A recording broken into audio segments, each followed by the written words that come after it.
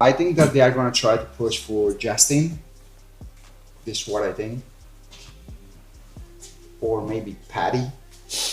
There's not even conversation about Arman. They're not even comparing Ilia to his next opponent. They don't even know who his next opponent is. Those are two different scenarios, and so for me to get put in the same position as him and have to fight for my spot, then no, then I'm gonna be upset about that. Ilia Topuria isn't mincing words, brushing off Arman Tsarukyan and setting his sights on Padyy Pimblett and Justin Gaethje instead. Furthermore, Ilia revealed that UFC is also considering either Padyy Pimblett or Justin Gaethje as potential matchups, making it clear that Arman Tsarukyan isn't even part of the conversation. I think that they are going to try to push for Justin.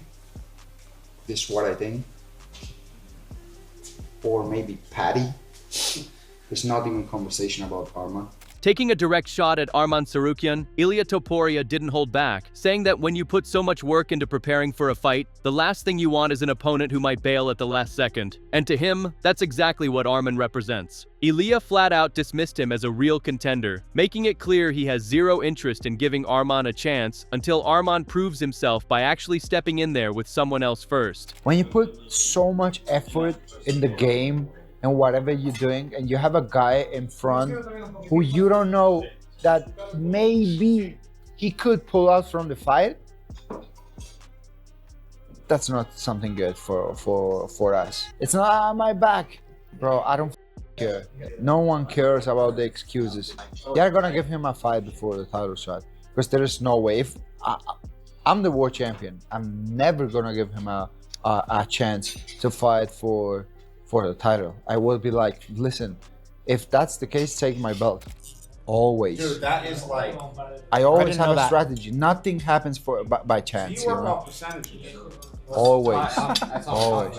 Wow, man. On the other hand, Justin Gaethje threw his name right into the middle of the conversation, making it clear he believes he should get the next shot at the title. Ilia is a beast. You know, the confidence is crazy right now. I think it's a battle of momentum, so I have to go in there and fight for that momentum early and fight the best I can, you know, be prepared as I can be. And again, these are the most elite fighters in the world, and he's one of those guys, so, you know, I want to fight him. However, Gaethje didn't sugarcoat it. He said he'll fight for what he's earned, and if that shot doesn't come, he'd rather hang up the gloves than hang around without purpose. I am not done. I just said I'm not gonna take fights for fun. You know, I've worked so hard to get to where I'm at, to be number 3. And so I want that fight. In addition, he admitted he's biased about where he stands, but argued that every fighter should be. In his view, someone has to face Ilia next, and he's convinced he's in a far stronger position to take that fight than Arman. Are you confident that's coming? Yeah, I mean, that's the fight that I want. You know, obviously I'm biased. I'm gonna fight for what I feel like I deserve. But he feels the same, she feels the same. We're all biased towards ourselves. It's me or Arman. I believe somebody has to fight him this year, and I think I'm in a better spot than Arman, so someone's gonna fight him. I hope it's MSG, New York City. I get to fight him, and then I get to defend it on the White House lawn. That's what I'm planning for. Those are two different scenarios, and so for me to get put in the same position as him and have to fight for my spot, then no, then I'm gonna be upset about that. Responding to Justin Gaethje's claim that he'd rather retire than miss out on a title shot, Dana White didn't hold back. Dana made it clear he's not a fan of fighters throwing out ultimatums, saying if Justin's really thinking about retiring, then he should just go ahead and do it. Listen, everybody has, their opinions on. Listen, if you're thinking about retiring, you know how I feel about that. You should probably retire. We love Justin Gaethje, and Justin Gaethje did step up, and he's been an exciting, fun fighter to have here in the UFC. But to say, hey, listen, unless you give me a title shot, I'm retiring. That's pretty wacky. Adding to that, Joe Rogan weighed in by saying he's convinced the UFC will eventually book the fight between Padyy Pimblett and Ilia Topuria because of the simmering bad blood between them. Rogan pointed out that the feud alone makes it a highly marketable matchup that fans would jump on. While he admitted he's not sure exactly when it'll happen, he believes it's only a matter of time before the UFC cashes in on the tension and puts it together. I mean, listen, if you're that good. And he's going to fight the Scouser? The Scouser kept saying, Yeah. Scouser kept going, I want him. And then Nate's team were going like, he thinks he wants him, he doesn't want him. It'll probably happen eventually because they hate each other, and it'd be very marketable. I don't know if it's going to happen next. This is my first year of following it. I'm starting that. My brother watches it a lot. However, Joe Rogan added that if the UFC wanted to stick strictly to who actually deserves the shot, Justin Gaethje would be the clear frontrunner. Rogan argued that Gaethje has a compelling case, as he's a former interim champion. There's a lot of really good guys at 155, though. If you wanted to do it according to like who deserves the shot, it would be, in my mind, it would be either Justin Gaethje, who is a very compelling argument for deserving the shot. He was the interim champion. He essentially like changed the progression of Tony Ferguson's career. Like that one, just by knocking him out, just beat him down, man. Yeah. It was a brutal, brutal fight. And then, I mean, he's got so many victories. He just beat Fiziev again after getting knocked out by Holloway. He's one of the best of the best. And, he's fought for the title before. He fought Khabib. Like, he's really good, man. But what would stop him? And he's a big star, and he also deserves it. On the flip side, Rogan pointed out that Arman Tsarukyan is another name who truly deserves a crack at the title based on skill alone. But he highlighted that ever since Tsarukyan pulled out of a title fight with Islam Makhachev due to a supposed injury, the UFC hasn't really pushed him back into the spotlight. The other guy would be Arman Tsarukyan. Arman Tsarukyan was supposed to fight Islam for the title, but got a back injury supposedly because of the weight cut. He had a particularly brutal weight cut, and his back locked up to the point where he couldn't even move, and so they had to call the fight. Yeah. And so then they brought in Renato Moicano, and he fought for the title, like last minute replacement. So Tsarukyan is elite. He's as good as it gets, and he could be a world champion. And so if I wanted to do it according to not marketability, but rather like who deserves it, it would be either Gaethje or Tsarukyan. However, Ilia Topuria also fired back at that narrative, pointing out that he's already gone toe-to-toe with fighters who have dominated Justin Gaethje and beaten them. That, in Ilia's mind, is exactly why he's so confident Gaethje doesn't stand a chance against him. I fought with Max. He knocked out Justin Gaethje. I fought with Charles Oliveira. He submit Justin, so that everyone is gonna be like, they're gonna know the result even before the fight. He's gonna be a huge underdog. Yeah, he's gonna be a huge underdog, and everyone's gonna know what's gonna happen. In the fight game, everything can happen, but it's like, yeah, bro, come on. Additionally, coach Marcos D'Amata stated with a strong vote of confidence for Arman Tsarukyan, saying he genuinely believes Arman could pose a real problem for Ilia Topuria. Parumpa didn't hold back. He said Arman has every tool in the bag and all the skills needed to actually beat Ilia if that fight ever gets made. In his eyes, it's a much tougher matchup for Ilia than some people might think. Because in my opinion, in my heart, I think Arman can make it very hard for Ilia. I think he can beat Ilia. I think he will beat Ilia. Oh, you train Arman, of course. Yeah, but I believe in Arman. I think he has the ability, the tools, to beat a guy like Ilia. Oh, he's a very heavy-handed guy. Unbelievable guy. Ilia is a great champion. All the abilities that Ilia has, he's amazing. He was hired by the UFC because of his grappling. And then all of a sudden he started knocking people out. So no, we respect Ilia's grappling, but I think Arman's a different level. Building on that, Michael Bisping weighed in and agreed that a fight between Ilia Topuria and Padyy Pimblett absolutely makes sense, especially given their history and the built-in bad blood that would sell the fight on its own. But Bisping didn't stop there. He pointed out that while the storyline is juicy, there are still plenty of other legitimate contenders in the mix. And Dana kind of said, hold on, the brakes a little bit when it comes to Padyy Pimblett versus Ilia Topuria. I think the fight makes sense, okay? And obviously the appetite for the fight is going to be there. And now, of course, they do have history. They have the hand sanitizer incidents and all the rest of it.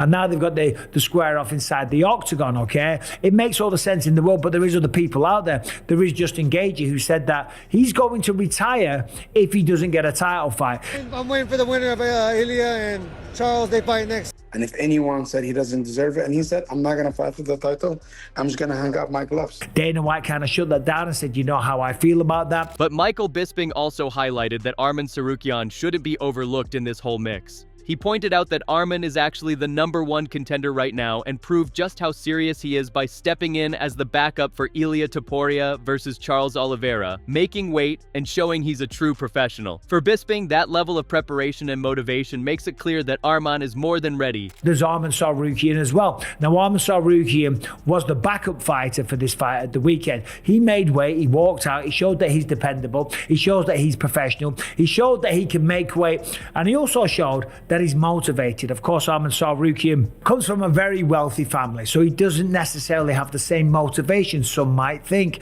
But much like Jake Paul, who's already a rich man, okay, that's not what Jake Paul is doing. He's just trying to prove to all his Disney crowd, okay, that he's a tough guy, that he's a bad man, and he's going to take on all these guys, right? But Arman Tsarukyan, Dana said it, he's not next in line. Yes, making weight was a good step in the right direction, but it's not guaranteed that it's going to be him. Meanwhile, Chael Sonnen weighed in with his own take on Ilia Topuria's rising profile, pointing out that whenever Ilia's name comes up, people aren't asking the usual questions you hear about top fighters. No one's wondering if he can beat a particular opponent. Instead, the questions are bigger. It's about whether Ilia could become the biggest star the sport has ever seen. For Chael, that shift in narrative shows just how differently Ilia is viewed compared to everyone else in the game. One definition of discipline is remembering what your goals are. So when you have a guy like Ilia Topuria, who's made it, Ilia's not even playing the same game as everybody else. They don't even speak about Ilia in the media the way they speak about everybody else. Like, can he be great? What about this pound for pound? He's undefeated. He's been in 2 divisions. They don't even do that. He is in a different stratosphere where they're talking about, can he be the biggest star in the history of the sport? They're not even comparing Ilia to his next opponent. They don't even know who his next opponent is. In addition, Sonnen went even further, saying that on paper, Ilia could easily be the most decorated fighter the sport has ever seen. In Chael's eyes, if the circumstances lined up, Ilia could be holding the 145-pound title, the 155-pound belt, and the BMF strap all at once. Ilia Topuria, purely due to paperwork, not due to competition. Should be and could be. Could be might be a better word than should.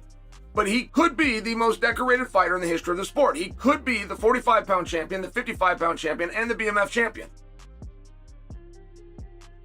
He would have all of them.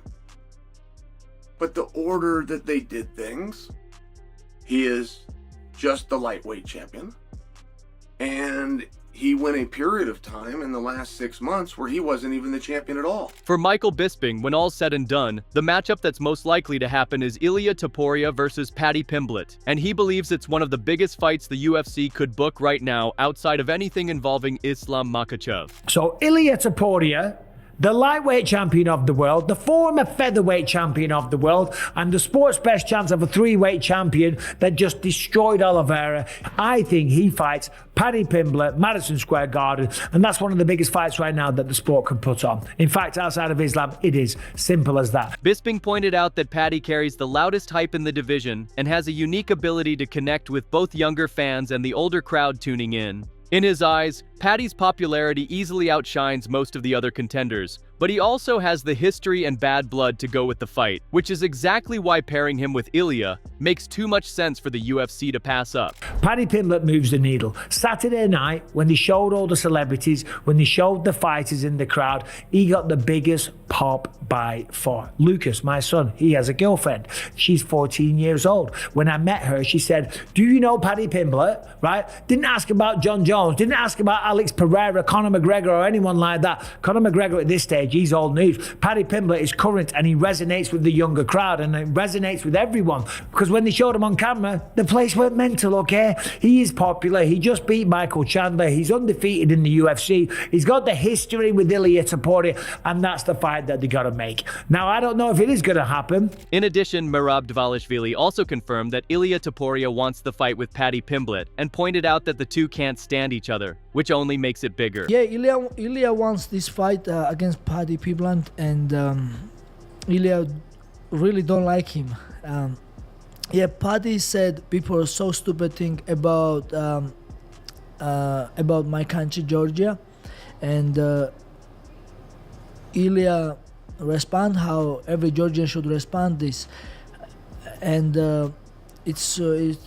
and then Ilia don't really like him. But right after Padyy understand, and he did apologize this.